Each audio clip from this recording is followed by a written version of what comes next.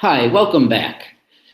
Many thanks for joining me again on our discussion about foreign direct investment. Having gone through the basics of FDI and understanding the multiple perspectives of major players in the FDI arena, we can now move on to a more nuanced and specific discussion of the risk side of the risk-reward equation that companies use when considering whether and where to go in foreign markets for their expansions. As mentioned before, the overwhelming amount of research reveals and suggests that the primary concern from multinational companies going into emerging and developed markets is political risk and in some cases compliance. There's definitely a relationship between the two, but for the purposes of this discussion, we're going to focus on political risk, and similar to our exploration of foreign direct investment, we're going to identify what political risk is. We're going to then look at the examples of scenarios in which political risk arises, the ways in which it hurts companies. And then we're going to understand the causes of these perils and move on then finally to the ways to assess a company's exposure to political risk and then manage and mitigate and deter political risks from manifesting into big problems for multinational companies, with the ultimate objective of helping economic development agencies and international investment promotion agencies understand the perspective of the foreign investor and develop strategies for minimizing actual risk in the host country, identifying perceived risk from the foreign investor, and then ultimately providing options for managing and deterring. I'm going to go back to the PowerPoint presentation. As a reminder, this is just an example of the study by A.T. Carney demonstrating what many other surveys and studies reinforce, which is that C-level executives are mainly worried about these risks. My apologies. We'll move on to the next slide. As I mentioned before, we're going to understand the reasons why not, going through the specific risks, how they can be assessed, how they can be managed. Now, everyone's got a different definition of political risk, but for the purposes of those who are really experts and have focused on studying and doing research on political risk, the following definition is the most appropriate, and it's the broadest in scope. The political risk definition is the risk of a strategic, financial, or personnel loss for a firm because of such non-market factors as macroeconomic and social policies/regulations or events related to political instability. What's essential for us to distill out of this definition are two main things, which are the subpoints of this slide. One is policies and regulations. Those are the things that foreign governments, host governments have control over that ultimately can deteriorate, destroy, and decimate projects. They can also facilitate and empower projects. But these are the things that companies look at in order to understand what the investment environment is in a specific host country. Now we'll go back to the second subpoint, which is events.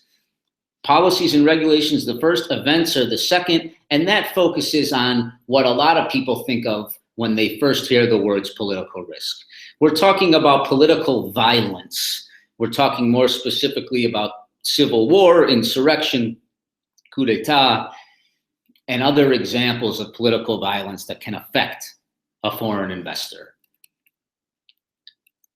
Now, policies and regulations we want to really dive into so that we can understand what are the specific perils that are caused by different evolving policies and regulations. So we call these non-market factors, and they're decisions by the host government. These are just examples of the names. Direct expropriation, which is the most common policy or regulation or implementation of a host government that can impact a foreign investor, is where the host government by decree or by law officially rules that a foreign investment becomes the property of the host government, and the foreign investor will then be compensated or will have to bring its claim to an international arbitral court or tribunal to hear its claim and get compensated. Then we have indirect expropriation and currency and convertibility and breach of contract. These are the four primary risks caused from policy and regulatory action by a host government. And these are just examples of the recent losses that have been experienced by foreign investors in these different contexts. So we're going to go over each one of them so that we understand exactly what the context is we're talking about. Let's start with indirect expropriation. I just explained direct expropriation, but indirect expropriation is defined by experts as state measures that are tantamount to or equivalent to expropriation. What does that mean? It essentially means that a regulation or a policy implemented by a host government can have a significant impact on a foreign investor, and where it has the same effect as an expropriation, whereby companies can no longer continue their investment as a result of the procedure and make a profit or sustain their business model as a result of the regulation, an indirect expropriation is said to have taken place. Now, the definition of what tantamount to or equivalent to an expropriation is going to vary from country to country, from international tribunal to tribunal. And we're going to need to understand that on a case-by-case basis, the specific parameters are going to change. But for the purposes of this conversation, we just want to focus on the fact that these policies and these regulations often have a profound impact on foreign investors. Here's a quick example.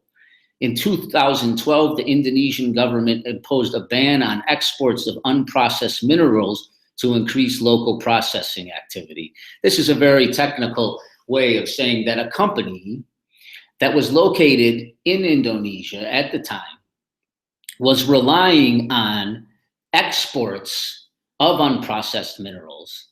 And the fact that the host government imposed a ban on such exports rendered the project unprofitable. So these are the ways in which a simple regulation can ruin the business model of a foreign investor and prevent them from making or generating profits. And what happens is these regulations and policies are doing nothing to the assets of the foreign investor. They're not seizing the assets. They're not making them the property of the host government. They're simply passing regulations or laws that prevent foreign investors from pursuing and in moving in on their projects moving forward.